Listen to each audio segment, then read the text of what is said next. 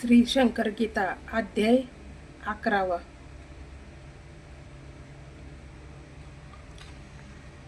श्री गणेशानमा श्री सरस्वतीन्मा ज्यांच्या चरणास हातांचा विळखा, जे विश्वाचे असती सका विल्ल्यात तुल्य बल न ज्यांच्या नका त्यांना वंदन त्रिवार। स्त्रिया एका दिवाळीत महाराजास नाव घालू ठरवित, सुगंधी तेल उठणे आणि बसमे तयारी पाहत, सुगंधी तेल लावून उठणे महाराजांना आंघोळ घालणे, हे भाग्य कसे आपणा लाभणे विचार बसमे करीत। महाराज नानी घरात जात, धोतर सोड बसमेस म्हणत, महाराज दिगांबर ते होत स्त्रिया कैशा जातील, तेल उठणे लावून आंघोळ घाल बसमेस सांगत, महाराजास तेल उठणे लावून बसमे नाव घालीत, नुसता मनात विचार येत महाराज तो लगेच पूर्ण करत। बसमे झाले आनंदित कृपा केवडी गुरूंची, महाराज एकदा बसमेस म्हणत, माग तुला हवे जे असत तुम्ही आत्मदर्शना मज देऊन शेवट गोड करावा। बसमे असे म्हणता शनी त्यांच्या उजव्या हातात महाराजांनी आपला उजवा हात देऊनी कानात गुह्य सांगितले। महाराज शांतपणे म्हणाले, तुझे कार्य कृतार्थ झाले। बसमे ना कुरवाळले महाराजांनी ममतेने, महाराज एकदम म्हणाले, नाऱ्या गेला पुन्हा न कळले, केडगाव नारायणा महाराज गेले वृत्त दुसऱ्या दिनी ये। एकदा बसमे मठात जात, समाधी समोर उभे राहत, बसमे यांच्या मनात एक विचार चमकला, मला अगदी प्रत्येक क्षण महाराजांनी होते आठवण, त्यांनाही माझी आठवण होत असेल की नाही, आता आठवण रे तुझी कायम ठेवतो पहा मी।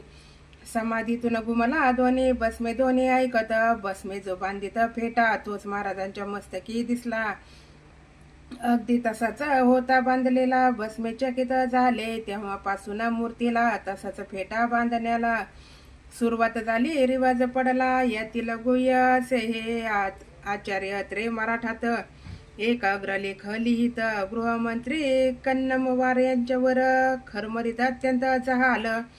कन्नमवारच्या पत्नीने सत्वर खटला भरला आत्र्यांवर, आत्र्यांना अटक होणार एवढे प्रकरण रंगले। झोपेत आत्र्यांच्या पाठीत महाराज लाथ मारून सांगत, कन्नमवार प्रकरण फाईल होत खडबडून अत्रे उठलेच। दुसऱ्या दिनी कन्नमवार मेले, वसंतराव नाईक मुख्यमंत्री झाले, त्यांनी हे प्रकरण फाईल केले, फोनने कळविले अत्र्यांना। वृत्त कळतच अत्रे नाचत समाधीच्या दर्शनास जात, तेव्हापासून महाराजांचे लावत फोटो कार्यालयात, तेव्हापासून महाराजांचे लावत फोटो कार्यालयात, नाटकातही स्टेजवरती महाराजांचे फोटो लावती। ऐशी अत्रे यांची भक्ती महाराजांवर बसलीच। एकदा चारीधाम यात्रा करून बसमे कोल्हापुरी येऊन जगन्मातेचा अभिषेक करावा म्हणून बसमे यांनी ठरविले। अभिषेकास बसमे स्वतः बसत, 200 घागरी दूध लागत। अभिषेक संपता पडची म्हणत, देवी समागा हवे ते। बसमे लक्ष्मीकडे पाहत, लक्ष्मीच्या ठिकाणी महाराज दिसत। समाधीनंतरची ही घटना असत बसमे चकित झाले। एकदा पुण्यतिथीचा दिवस असत, बसमे अखंड विना धरत, मठात गर्दी प्रचंड असत। समाधीचा अभिषेक झाला, समाधीला अत्तर लावण्यास अत्तर दिले सर्वांस, सारे जण अत्तर लावत महाराजांच्या समाधीला। डॉक्टर धनेश्वर लावित अत्तर बसमे यांच्या डोक्यावर। बसमे म्हणते, हो धनेश्वर समाधी आहे समोर, ऐसे असता माझ्या डोक्यावर तुम्ही का लावले अत्तर। यावर म्हणती धनेश्वर, माझेच करणे बरोबर। सन 1946 श्री क्षेत्र तुळजापूर, तुळजा भवानी समोर अश्विन शुद्ध अष्टमी या दिवशी महाराजांनी तुझ्या मस्तकावरती पादुका दिल्या आहेत म्हणून त्यांना अत्तर लावतो।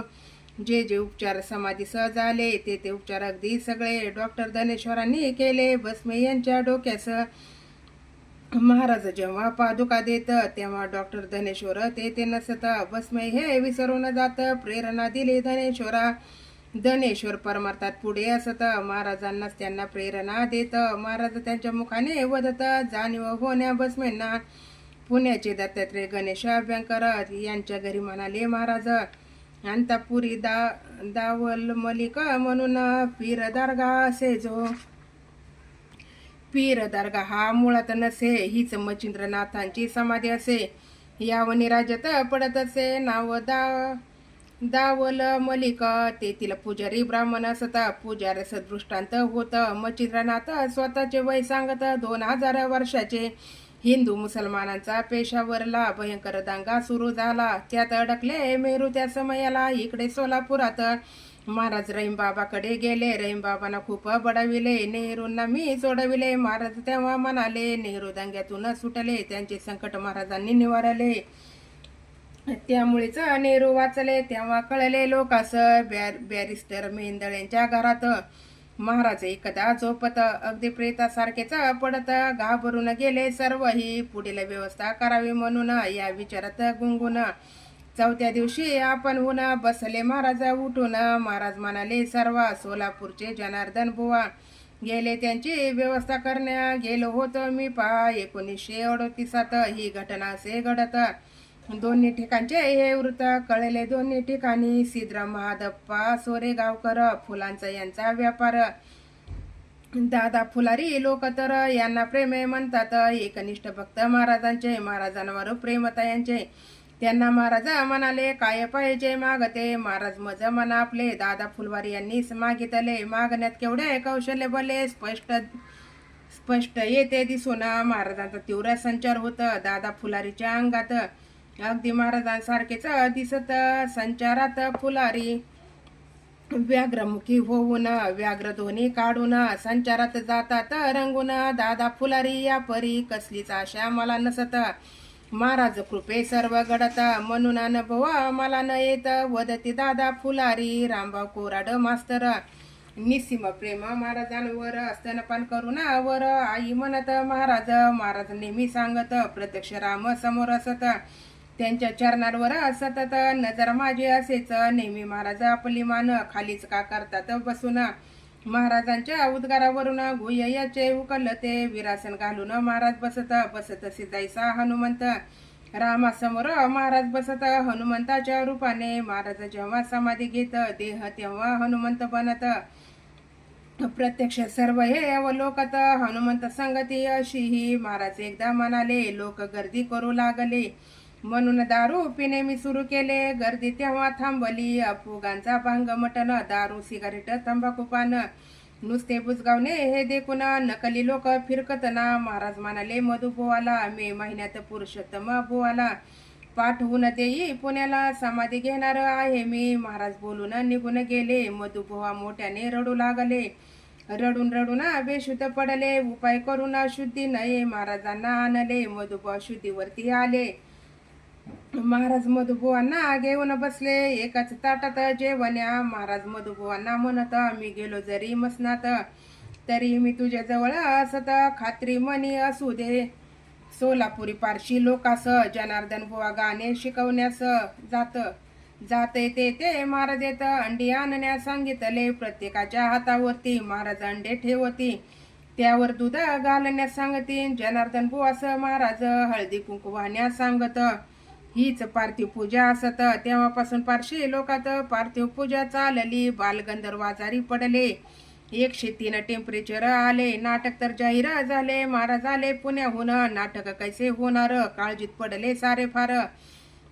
महाराज म्हणाले म्हणून तर पुण्याहून आलो मी. ते डॉक्टर तपासण्यास येत. महाराज त्याला सवाल करत कुणी तुला डॉक्टर केले असत. काय कळले तुला रे. अंतरनाड्या तपासणारा मी बाप आहे डॉक्टरांचा.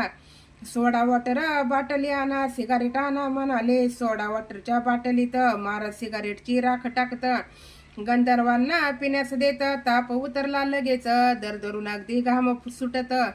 गंधर्वास हुशारी वाटत. खडखडीत गंधर्व बरे होत. नाटक चाले थाटात. नाटकाच्या मध्यंतरात स्टेजवर महाराजांची पूजा करीत. महाराज कृपे नाटक होत. बालगंधर्व म्हणाले सोलापूर जकल माळ्यात स्वामी समर्थाची पुण्यतिथी असत. महाराज होते उपस्थित. कार्यक्रम सुरू. सर्वही झाडाखाली कढईत खीर होती अगदी शिजत. झाडावरची चिमणी पडत. धुरामुळे खिरीत. खीर शिजवणाऱ्याला खिरीत मेलेली चिमणी दिसून येत. घाबरून चिमणी तो काढीत. सांगे सर्वस घडले जे. कसा नैवेद्य दाखवावा स्वामींना. काय वाढावे लोकांना. प्रश्न पडला सर्वांना. महाराज सांगती. महाराज तेथे येऊनी चिमणी हातात घेऊनी. म्हणून म्हणती चिमणी सा कुरवाळूनी कुठे कशी पडली ही, तोच महाराजांच्या हातातून चिमणी गेली लगेच उडून. अडचण आता काय म्हणून महाराज सर्व विचारती, थक्क होऊन सारे पाहत. कार्यक्रम झाला थाटात. 1946 घटना असे घडली ही, जमवावीत मानसे 100 मजना वाटे महाराज म्हणत. एक जरी मज जवळ येत उदर त्याचा करीन मी, मंदिर बांधले सुंदर मोहक अगदी कलाकुसर. मूर्तीच नसेल आत जर बाजार बुगणे ऐसे हे, केशवजी बाई आशर असत व्यापार त्याचा मुंबईत. महाराज त्यांच्या घरी जात आशर यांना सांगत, सासवड शुगर फॅक्टरीस अर्ज कर मॅनेजर होण्यास. आशर तसा अर्ज करीत नेमणूक झाली लगेच. आशरना मोठे आश्चर्य वाटत, ते महाराजांची पूजा करत. पुढे जे जनरल मॅनेजर होत महाराज प्रभाव असा हा, दाता मिश्री शुगर फॅक्टरीत.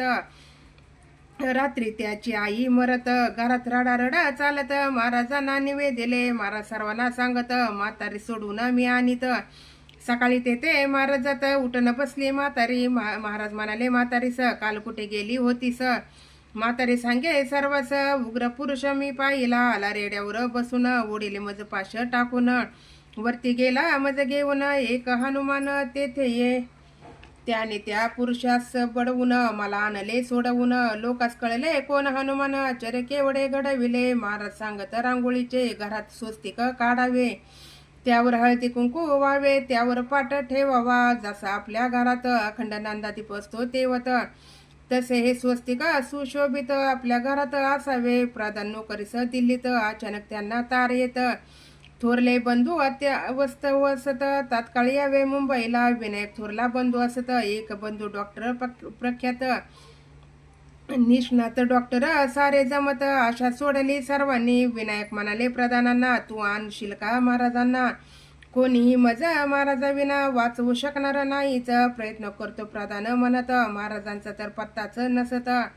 प्रधान खोलीत ध्यानस्थ बसत, महाराजांना आळविती अगदी अर्थ स्वरात. प्रधान महाराजांना सांगत, कठीण वेळ यावे धावत, जे ते असाल तेथून भाऊ मृत्यूच्या दाढेत. डॉक्टर सारे हात टेकत, तुम्हीच त्याला वाचवू शकत. प्रार्थना केली भक्तीने प्रधानांच्या कानात, महाराजांचा ध्वनी प्रगटत. काळजी करू नको मी असे येत, सर्व ठीक होईल. महाराज तात्काळ ते आले, विनायकाच्या खोलीत गेले. विनायकाचे डोके थोपटले, हात कपाळी ठेवले. तू बरा झालास आता, कसली करू नकोस चिंता. आनंद विनायका झाला पुरता. महाराज सन्निध बैसले, विनायकास झोप लागत. महाराज खोली बाहेर निघत, तोच डॉक्टरांचा तापा येत. विनायकास तपासण्या महाराज डॉक्टरांना सांगत, विनायकास झोप लागत. आपोआप जागा येईपर्यंत उठवू नका कोणी त्याला. 2 तास निघून गेले. विनायकाने डोळे उघडले. महाराजांनीच मला वाचविले दाढेतून मृत्यूच्या. विनायक सांगू लागला, माझा पुनर्जन्म घडवून आणला. शरीरातून जाणाऱ्या प्राणाला महाराजांनी आणले. जे अतिमानव महापुरुष थोर नव्हते तर प्रत्यक्ष परमेश्वर. शदाने त्यांचे उपकार व्यक्त करणे शक्य ना. डॉक्टरांचा कंपू आला, तो विनायकास तपासू लागला. डॉक्टर कंपू चकित झाला. खडखडीत तब्येत पाहून महाराजास एका संस्थानिकांनी भ्रष्ट करण्याचं वेशांकडून दारू पाजविली. परित सर्वजणी भक्त बनल्या. पहा की महाराज घटनेत लहान होत, मोठे होत क्षणात. कधी स्त्री कधी पुरुष बनत. चमत्कार त्यांचा असा हा, दुसऱ्या महायुद्धात जपानवर बॉम्ब पडणार असत ऐसे महाराज सांगत. 3 वर्षे आधीच महाराजांच्या सुदिव्य चरणी साष्टांग वंदन भावे करुणी 11वा अध्याय या ठिकाणी पूर्ण असा झाला. असेच संतवर्य योगीराज सद्गुरु राजाधिराज श्री शंकर महाराज की जय. अवधूत चिंतन श्री गुरुदेव दत्त श्री स्वामी समर्थ महाराज की जय. श्री शंकर महाराज की जय.